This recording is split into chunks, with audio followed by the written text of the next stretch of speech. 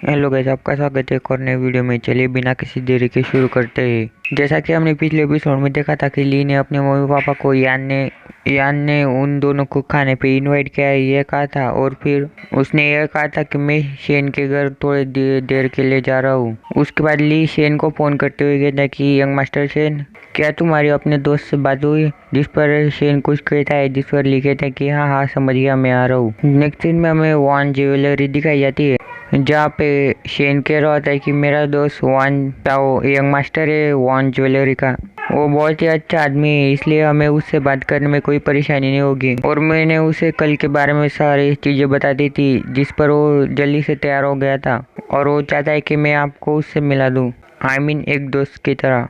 उसके बाद हमें अंदर का सीन दिखाया जाता है, जहाँ पे वो दोनों आ चुके होते हैं। वहाँ पे शेन कहता है कि मैंने अभी अभी मेरे दोस्त को कॉल किया है, वो हमसे मिलने के लिए जल्दी से यहाँ पे आने वाला है। लेकिन हमें दिखाया जाता है कि ली कुछ और ही सोच रहा होता है कि इस कंपनी को देखकर मुझे ऐसा लग रहा है कि ये ब्लड जेड का बहुत अच्छा इस्तेमाल करेंगे, इसलिए मुझे इन्हें ब्लड जेड बेच देना चाहिए। नेक्स्ट सीन में शेन का दोस्त यानी कि यंग मास्टर वॉन ज्वेलरी वॉन शाओ वहाँ पे आ जाता है और कहता है कि 500 रुपये का स्टोन खरीदना और उसके अंदर से ब्लड जेड निकलना, इसके बारे में मैंने पहले कभी नहीं सुना था। और फिर कहता है कि मैं और शायन बहुत ही सालों से दोस्त थे और उसी के कारण मेरा इतना सौभाग्य हुआ कि मैं आपसे मिल पाया मिस्टर ली। जिस पर ली कहता है कि यंग मास्टर वॉन, आपको मेरे साथ इतनी सम्मानपूर्वक बात करने की कोई ज़रूरत नहीं है, मैं तो यहाँ पे सिर्फ अपना ब्लड जेड बेचने के लिए आया हूँ। यंग मास्टर वॉन से कहते हैं कि इसे लो और अच्छी तरह से देख लो। फिर यंग मास्टर वॉन उस बॉक्स को ले लेता है और फिर उसे ओपन करने के बाद ब्लड जेड की तरफ देख कर कहता है कि ये तो इसका शेड, इसका टेक्सचर, इसका टाइप, ये तो सबसे ज़्यादा हाई क्वालिटी का है। यह एक ऐसा ट्रेजर है जिसे कि तुम कितने भी ज़्यादा अमीर हो लेकिन फिर भी उसे तुम खरीद नहीं सकते।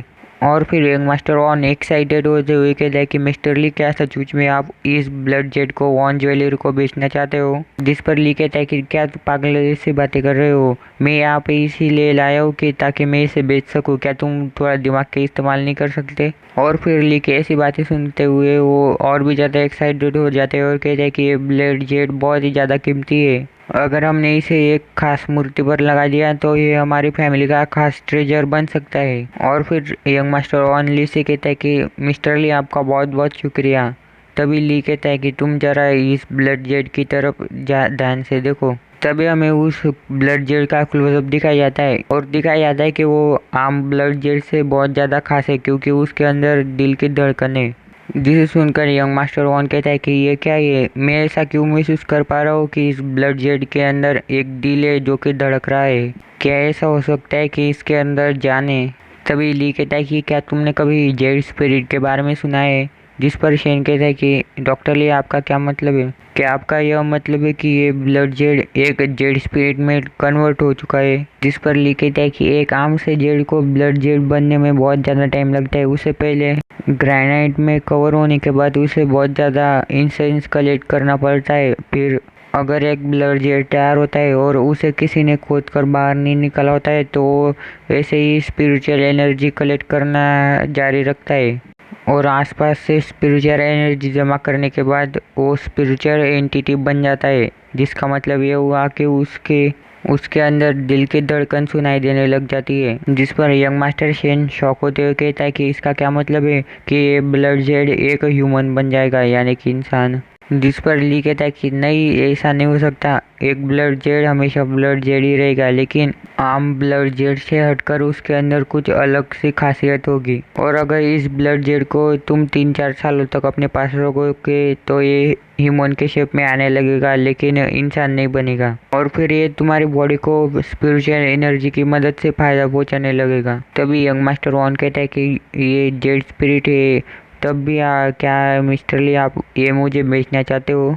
और फिर कहता है कि डॉक्टर ली, मुझे आपकी स्किल बहुत ज़्यादा पसंद आई, इसलिए मैं आपको इसके बदले 100 करोड़ रुपए दूंगा। जिस पर शेन चिल्लाते हुए कहता है कि क्या सिर्फ 100 करोड़ रुपए, क्या तुम मुझसे मजाक कर रहे हो? सभी यंग मास्टर वॉन कहता है कि मैंने अभी ख़त्म नहीं किया, ये सिर्फ 100 करोड़ रुपए नहीं है, इसके ऊपर मैं एमरल्ड क्रिस्टल जेड देना चाहता हूँ।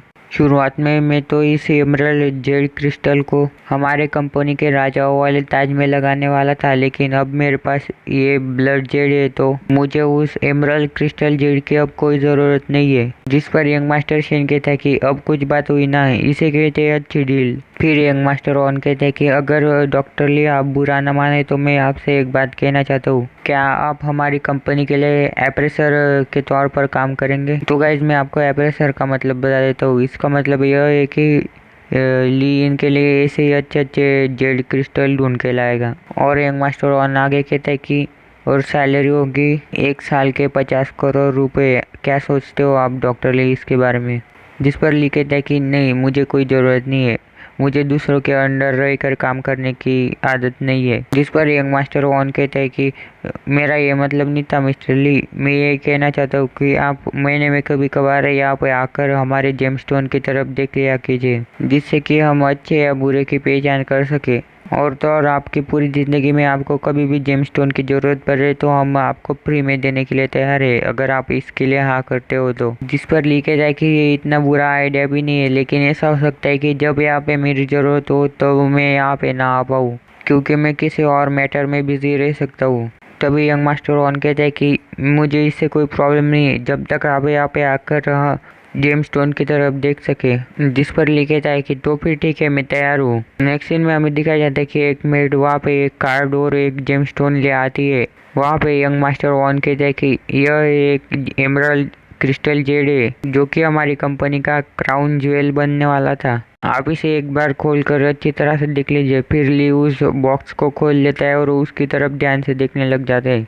और तभी यंग मास्टर वन ली को एक कार्ड देते हुए कहते हैं कि यह एक हमारा प्रीमियम कार्ड है और जब तक ये कार्ड आपके पास है तब तक आप हमारी कंपनी में से कोई भी जेमस्टोन ले सकते हैं, और आपको कभी भविष्य में एक रिंग नेकलेस वगैरह की ज़रूरत पड़ी तो आपको पता है कि आपको कहाँ पे आना है, यानी कि आपको हमारे पास से रिंग नेकलेस ज्वेलरी सारी चीज़ें मिल सकती है।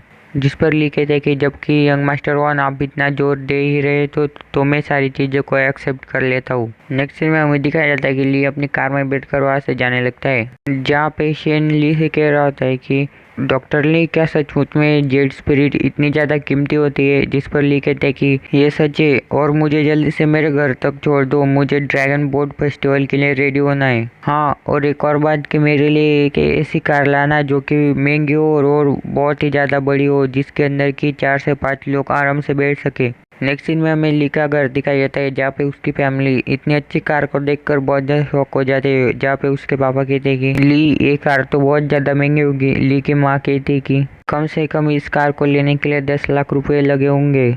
जिस पर ली कार के अंदर से चिल्लाते हुए कहता है कि इस कार की कीमत 3 करोड़ से भी ज़्यादा है और हमें जल्दी से जाना होगा, हम बहुत ज़्यादा लेट हो चुके हैं। नेक्स्ट सीन में हमें दिखाया जाता है कि ली और उसकी फैमिली रॉयल पीक होटल पर पहुंच चुके होते हैं। उसके बाद हमें अंदर का सीन दिखाया जाता है, जहाँ पे एक आदमी ली के ससुर से कह रहा होता है कि तुम बकवास करना बंद कर दो, मैंने हम सब के लिए एक बड़ा सा टेबल बुक करके रखा है, तुम्हें थोड़ी सी तकलीफ होगी लेकिन फिर भी बैठ जाओ।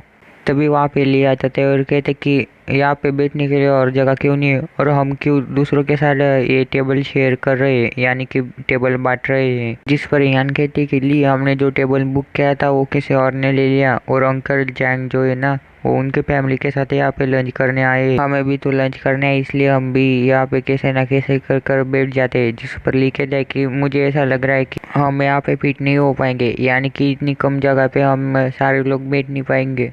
तभी वो आदमी ली की तरफ देखते हुए कहता है कि भिखारी लोग यहाँ पे फ्री का खाना खाने के लिए आ चुके हैं और अगर यहाँ पे जगह नहीं है तो तुम क्यों ना खड़े रहकर खाना खाते, बिल्कुल भिखारियों की तरह। बाय।